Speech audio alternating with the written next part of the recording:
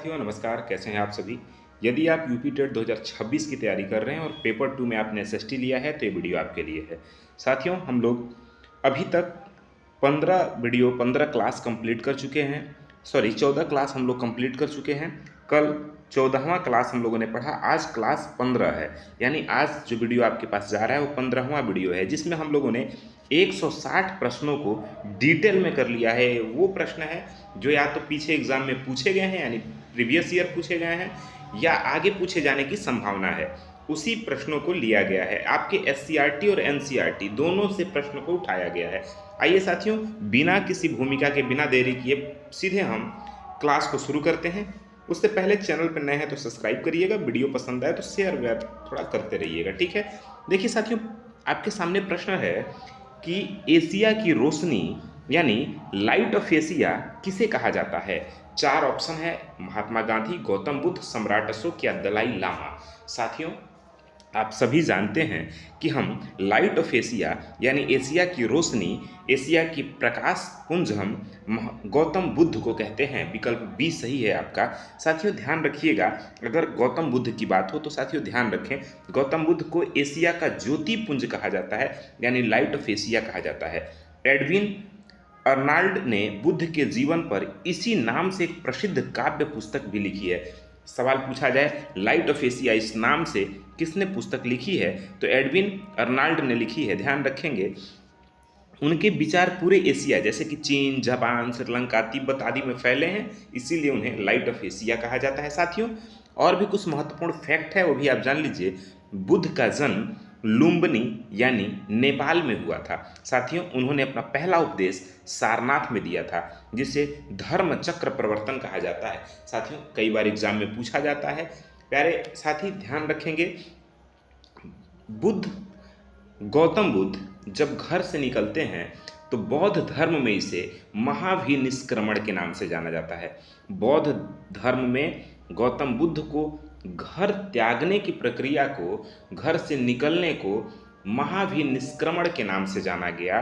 फिर वहाँ से जब गए तो गया जी, जो वर्तमान, पहले गया नाम था, वर्तमान में गया जी कर दिया गया। वहीं पे आप सभी जानते हैं कि निरंजना नदी के तट पर पीपल के वृक्ष के नीचे उन्होंने ज्ञान की प्राप्ति की, ठीक है ना। वहीं से उन्हें भगवान बुद्ध कहा जाने लगा। वहाँ से आगे बढ़े तो वाराणसी के पास सारनाथ है, और सारनाथ में साथियों उन्होंने पहला उपदेश दिया, जिसे बौद्ध धर्म में धर्म चक्र प्रवर्तन के नाम से जाना गया। और फिर वहाँ से तमाम जगह उन्होंने अपने ज्ञान को प्रचार प्रसार किया, और अंत में कुशीनगर, जिसे कुशीनारा के नाम से भी कहीं आप देखेंगे, वर्तमान में कुशीनगर जो कि उत्तर प्रदेश में है, कुशीनगर डिस्ट्रिक्ट में उन्होंने अपने देह को त्याग दिया, यानी उनकी मृत्यु हो गई। तो बौद्ध धर्म ग्रंथों में इसे महापरिनिर्वाण के नाम से जाना जाता है। साथियों आपसे पूछा जाए महापरिनिर्वाण क्या है, तो बुद्ध की मृत्यु यानी बुद्ध के शरीर को त्यागना बौद्ध धर्म में महापरिनिर्वाण कहा गया है। उनके बुद्ध के उपदेशों को बौद्ध धर्म में किस नाम से जाना गया, प्रथम उपदेश को, तो साथियों धर्म चक्र प्रवर्तन के नाम से। और वही सवाल पूछा जाए कि महात्मा बुद्ध के घर से निकलने को बौद्ध धर्म में किस नाम से जाना गया, तो साथियों महाभिनिष्क्रमण के। तो ये बात आप ध्यान रखेंगे। देखिए प्रश्न एक है, लेकिन बहुत सारे इसके फैक्ट हैं, डिटेल हैं, जिसको हम कर रहे हैं। अगर फ्यूचर में आपसे प्रश्न पूछें तो इर्द गिर्द एक प्रश्न 10 प्रश्न को समेट के रखा है अपने भीतर, आप देखेंगे भी। क्या आपको क्या लगता है प्रश्न किस तरह के प्रश्न हैं? अपना फीडबैक हमें कमेंट बॉक्स में देते रहिए। अगर कुछ कमी आपको महसूस हो तो आप ज़रूर कमेंट करके बताइए। देखिए साथियों प्रयास एक कर रहा हूँ आपके लिए, क्योंकि मैं जिस तरह से मैं फ्री पढ़ के भाई यूपी टेट या सी टेट क्वालिफाई किया हूँ, या फ्री पढ़ के ही आज गवर्नमेंट जॉब में भी हूँ आपके सामने। मान लीजिए आज लगभग 6 साल से मैं सरकारी सेवा में हूँ, और ये सब फ्री ही, मैं कहीं कोई कोचिंग खरीदा नहीं हूँ, लिया नहीं हूँ। मैं भी यही चाहता हूँ आप भी ऐसा ना करें और फ्री में पढ़ के आप अच्छा करें। साथियों अगले प्रश्न की तरफ बढ़ते हैं। अगला प्रश्न आपके सामने है। प्रश्न है, ध्यान दीजिएगा, समान कार्य के लिए समान वेतन संविधान के किस भाग का हिस्सा है? क्या वह मौलिक अधिकार है, राज्य के नीति निदेशक तत्व हैं, मौलिक कर्तव्य है या नागरिकता है? तो साथियों, समान कार्य के लिए समान वेतन संविधान के किस भाग में है? तो साथियों, राज्य के नीति निदेशक तत्व में है। विकल्प बी आपका सही हो जाता है। ध्यान रखेंगे, देखिए संविधान में आर्टिकल 39 डी है, ठीक है ना, ठीक है, संविधान में अनुच्छेद 39 डी है। उसमें प्रावधान है कि राज्य यह सुनिश्चित करेगा कि पुरुषों और महिलाओं दोनों को समान कार्य के लिए समान वेतन मिले। यह एक आर्थिक न्याय सुनिश्चित करने वाला प्रावधान है। साथियों, कुछ और एक्स्ट्रा फैक्ट है इससे रिलेटेड, ये भी आप जान लीजिए। नीति निदेशक तत्व जो कि आयरलैंड के संविधान से लिया गया है, ये न्यायालय द्वारा प्रवर्तनीय भी है, ठीक है ना। सॉरी, ये जो आपके नीति निदेशक तत्व होते हैं, यह न्यायालय द्वारा प्रवर्तनीय नहीं है, लेकिन शासन के लिए मूलभूत है। देखिए, इसका मतलब ये हुआ न्यायालय द्वारा प्रवर्तनीय नहीं है, इसका मतलब ये होता है कि न्यायालय फोर्स नहीं कर सकता आपके साथ, आप इसके लिए न्यायालय में नहीं जा सकते, फोर्स नहीं कर सकता न्यायालय कि समान कार्य के लिए समान वेतन दीजिए। लेकिन रणधीर सिंह बनाम भारत सरकार का एक मामला था, जिसमें हुआ क्या था साथियों कि न्यायालय ने आर्टिकल 14 और आर्टिकल 16 जो कि समानता का अधिकार है, ठीक है ना, जो मौलिक अधिकार होते हैं, जिसमें आर्टिकल 14 और 16 जो है, जो समानता का अधिकार है, उसको इससे जोड़ करके कुछ लक्ष्य रखा था, ठीक है ना। तो हम उस पर बात नहीं करेंगे, फिलहाल आप ये जानिए डीपीएसपी का भाग है आर्टिकल 39 बी डी में, यानी इसको 39 का घ भी पढ़ सकते हैं, ठीक है ना। उसमें दिया गया है क्या, समान कार्य के लिए समान वेतन, ये आप ध्यान रखेंगे 39 डी में। कोई दिक्कत? चलिए आगे बढ़े। अगला प्रश्न आपके सामने है कि विश्व की सबसे ऊंची नौगम्य झील कौन सी है? विश्व की सबसे ऊंची नौगम्य झील कौन सी है? झील सुपीरियर है या झील टिटिकाका है, बैकाल झील है या कैप्सियन सागर है?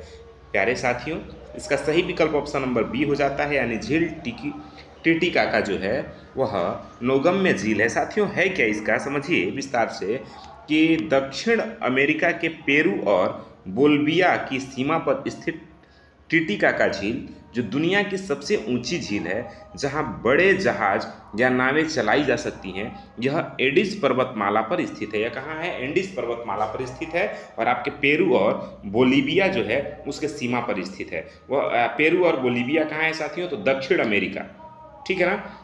चलिए कुछ और फैक्ट है वो भी जान लीजिए। अगर बात करें सुपीरियर झील की, तो साथियों यह विश्व की सबसे बड़ी मीठे पानी की झील है।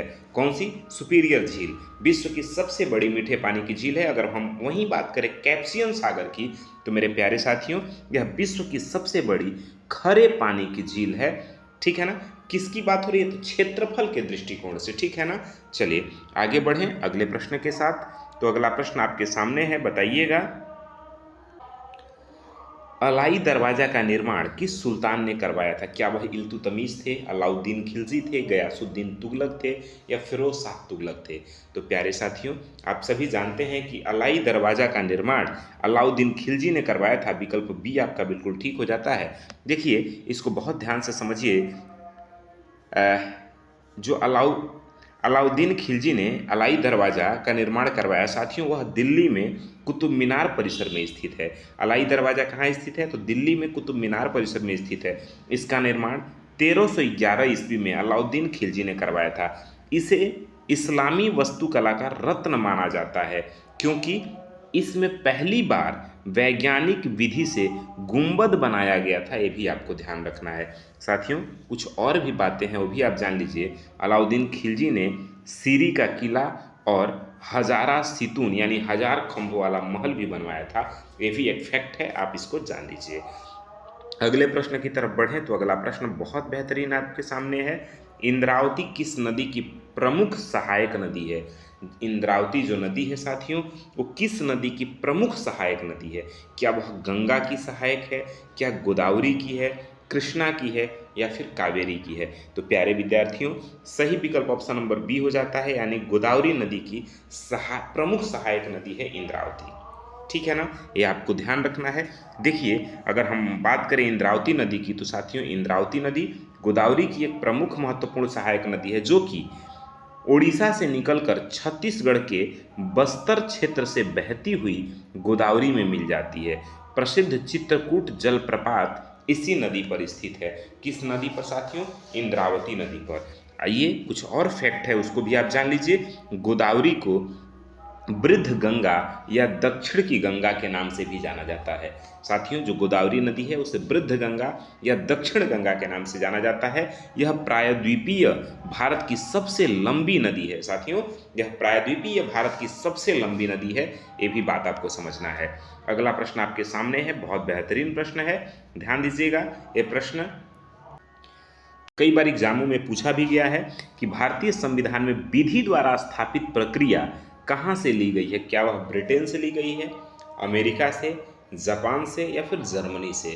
तो प्यारे साथियों, इसका सही विकल्प ऑप्शन नंबर सी हो जाता है, यानी यह जर्मनी से ली गई है। ध्यान रखेंगे, जर्मनी से ली गई है। अनुच्छेद 21 के तहत जीवन और व्यक्तिगत स्वतंत्रता का संरक्षण विधि द्वारा स्थापित प्रक्रिया के अनुसार ही किया जा सकता है। यह अवधारणा जापानी संविधान से प्रेरित है। साथियों, आर्टिकल जो 21 है, इसके तहत जीवन और व्यक्तिगत स्वतंत्रता का जो संरक्षण है वो विधि द्वारा स्थापित प्रक्रिया के अनुसार ही की जा सकती है। तो यह आपकी जो अवधारणा है वो जापान से ली गई है। साथियों, कुछ और महत्वपूर्ण बात है वो भी जान लीजिए। ब्रिटेन क्या है? तो संसदीय शासन प्रणाली और विधि का शासन, ठीक है ना, विधि का शासन ब्रिटेन से लिया गया है। संसदीय शासन प्रणाली और विधि का शासन, दोनों चीजें, ठीक है ना, संसदीय शासन प्रणाली और विधि का शासन, यह दोनों ब्रिटेन से लिया गया है। साथियों, वहीं अमेरिका से मौलिक अधिकार और न्यायिक पुनरावलोकन, यह अमेरिका के संविधान से प्रेरित है। ठीक है ना, अगले प्रश्न की तरफ बढ़ते हैं। अगला प्रश्न आपके सामने है, शिवाजी महाराज का राज्याभिषेक कहाँ हुआ था? पुणे में, रायगढ़ में, कोंकण में, सूरत में? तो साथियों, इसका सही विकल्प ऑप्शन नंबर बी हो जाता है, रायगढ़ में शिवाजी महाराज का राज्याभिषेक हुआ था। साथियों, 6 जून 1674 की बात है, जब छत्रपति शिवाजी महाराज का राज्याभिषेक रायगढ़ किले में हुआ था। विद्वान ब्राह्मण गंगा भट्ट ने यह समारोह संपन्न कराया। इसी अवसर पर उन्हें छत्रपति की उपाधि दी गई थी। साथियों, कुछ और उनसे रिलेटेड बातें हैं वो आप जान लीजिए। शिवाजी महाराज के मंत्रिपरिषद में अष्टप्रधान, उनके मंत्रिपरिषद को अष्टप्रधान कहा जाता था और इनकी राजधानी भी रायगढ़ थी। शिवाजी के बारे में आपके एससीईआरटी के किताब में दिया हुआ है, इसीलिए मैं यहाँ पे आपके लिए क्वेश्चन लाया हूँ। साथियों, अगले प्रश्न की तरफ बढ़ते हैं। अगला प्रश्न आपके सामने है। प्रश्न ये है कि येलोस्टोन नेशनल पार्क कहाँ स्थित है? कनाडा में, संयुक्त राज्य अमेरिका में, ब्राजील में या फिर रूस में? साथियों, इसका सही विकल्प ऑप्शन नंबर बी हो जाता है, यानी संयुक्त राज्य अमेरिका में येलोस्टोन नेशनल पार्क स्थित है। ध्यान रखेंगे, 1872 में स्थापित येलोस्टोन नेशनल पार्क दुनिया का पहला राष्ट्रीय उद्यान है। दुनिया का पहला राष्ट्रीय उद्यान कहाँ है साथियों? तो संयुक्त राज्य अमेरिका में। कब स्थापित हुआ? 1872 में। क्या नाम है? Yellowstone national park. ठीक है ना, यह अपने गीजर यानी गर्म पानी के सोते और वन्य जीवों के लिए प्रसिद्ध है। यहाँ ओल्ड फेथफुल गीजर बहुत लोकप्रिय है, ये भी ध्यान रखिए। कुछ और भी महत्वपूर्ण फैक्ट है वो जान लीजिए। भारत का साथियों, भी आपने विश्व का पढ़ा, भारत का पहला national park Jim Corbett national park है, जो 1936 में स्थापित हुआ था। साथियों, यह आपके कहाँ है? यूके यानी उत्तराखंड में है। ठीक है ना, उत्तराखंड में स्थित है, ध्यान रखेंगे। अगले प्रश्न की तरफ बढ़ते हैं। अगला प्रश्न आपके सामने है कि भारतीय राष्ट्रीय कांग्रेस का प्रथम विभाजन किस अधिवेशन में हुआ था? यह सवाल पूछा गया है आपके यूपी टेट में। बताइएगा, बनारस अधिवेशन, सूरत अधिवेशन, कलकत्ता अधिवेशन, लखनऊ अधिवेशन? साथियों, यह विकल्प बी सही हो जाता है, यानी सूरत अधिवेशन 1907 की बात है। 1907 में सूरत अधिवेशन हो रहा था, वहीं पे भारतीय राष्ट्रीय कांग्रेस का विभाजन हो जाता है और भारतीय राष्ट्रीय कांग्रेस 2 हिस्सों में बढ़ जाती है। एक हो जाती है गर्म दल और दूसरा नर्म दल। साथियों, गर्म दल में लाल, बाल और पाल 3 लोग प्रमुखता से जाने जाते हैं, यानी बाल गंगाधर तिलक, लाला लाजपत राय, ठीक है ना, ये लोग गर्म दल के नेता थे, वहीं गोपाल कृष्ण गोखले, महात्मा गांधी, ये सब नर्म दल के नेता थे। तो साथियों ये ध्यान रखेंगे आप लोग। आइए कुछ महत्वपूर्ण फैक्ट है वो भी जान ले। बात करें अगर 1907 के सूरत अधिवेशन की, तो साथियों यहीं पे कांग्रेस दो धड़ों में, दो गुटों में बट गया था, नरम और गरम दल। साथियों इस अधिवेशन की अध्यक्षता उस समय रास बिहारी बोस जी कर रहे थे। ये भी सवाल पूछा जाता है कि सूरत अधिवेशन जो 1907 में हो रहा था उसकी अध्यक्षता कौन कर रहा था, तो रास बिहारी बोस कर रहे थे। साथियों 1916 के लखनऊ अधिवेशन में ये दोनों दल पुनः एक हो गए थे और यह लखनऊ जो अधिवेशन हुआ इसे पुनः लखनऊ पैक्ट के नाम से जाना जाता है, ठीक है ना, लखनऊ पैक्ट के नाम से जाना जाता है। साथियों वहीं आपके लखनऊ अधिवेशन जो कि 1916 में हो रहा था, वहीं पे महात्मा गांधी से मिलने के लिए बिहार के किसान नेता राजकुमार शुक्ल जी आए। राजकुमार शुक्ल जो कि कहाँ के थे, चंपारण के। और महात्मा गांधी के पास इसलिए आए राजकुमार शुक्ल क्योंकि चंपारण में तिनकठिया प्रणाली लागू थी, यानी किसानों से अंग्रेज जबरन नील की खेती करवाते थे।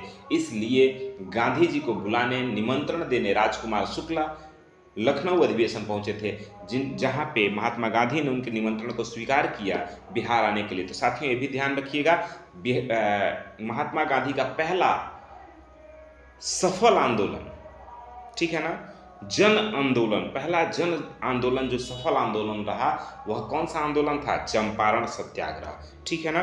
तो ध्यान रखिएगा। अगले प्रश्न की तरफ बढ़ते हैं साथियों। अगला प्रश्न आपके सामने है, मानव विकास सूचकांक यानी HDI कौन जारी करता है, विश्व बैंक करता है, UNDP करता है, IMF करता है या WTO करता है। साथियों इसका सही विकल्प ऑप्शन नंबर बी हो जाएगा। ये भी प्रश्न पूछा गया है आपके एग्जाम में। UNDP संयुक्त राष्ट्र विकास कार्यक्रम जो है मानव विकास सूचकांक जारी करता है, ये आप ध्यान रखेंगे। ह्यूमन डेवलपमेंट इंडेक्स जो होता है HDI जिसे आप जानते हैं, वह शिक्षा, स्वास्थ्य, जीवन प्रत्याशा और प्रति व्यक्ति आय के आधार पर देशों की रैंकिंग करता है। इसकी अवधारणा पाकिस्तानी अर्थशास्त्री महबूब उल हक ने विकसित की थी साथियों। और आप ध्यान रखेंगे कुछ महत्वपूर्ण बातें हैं कि नोबेल पुरस्कार विजेता अमर्त्य सेन ने भी इसके विकास में महत्वपूर्ण भूमिका निभाई थी। UNDP का मुख्यालय न्यूयॉर्क में स्थित है साथियों। UNDP जो है उसका मुख्यालय कहाँ स्थित है, न्यूयॉर्क में है, जो कि क्या जारी करता है, आपके मानव विकास सूचकांक जारी करता है, ठीक है ना।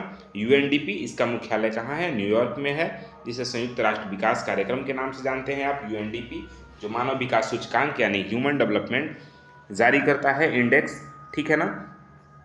तो ये आपके वो महत्वपूर्ण प्रश्न रहे जिनके पूछे जाने के संभावना है एग्जाम में, या तो पूछे गए हैं या तो पूछे जाएंगे। उनके जो भी प्रश्न पूछे गए हैं उन्हीं प्रश्नों को लेकर के उनके आसपास से प्रश्न बनाया गया है, प्लस SCRT और NCRT से भी उन्हीं के आसपास के प्रश्नों को उठाया गया है। साथियों मेरा प्रयास आपको कैसा लगा, आप क्या विचार रखना चाहते हैं कमेंट करके ज़रूर बताइए। बाकी UP टेट की फ्री तैयारी करने के लिए मैं यहाँ पे हिंदी, संस्कृत, SST और CDP की तैयारी फ्री में आपको करवाता हूँ। फ्री में तैयारी करने के लिए जुड़िए हमारे YouTube चैनल से। साथियों मिलते हैं अगले क्लास में, तब तक के लिए जय हिंद।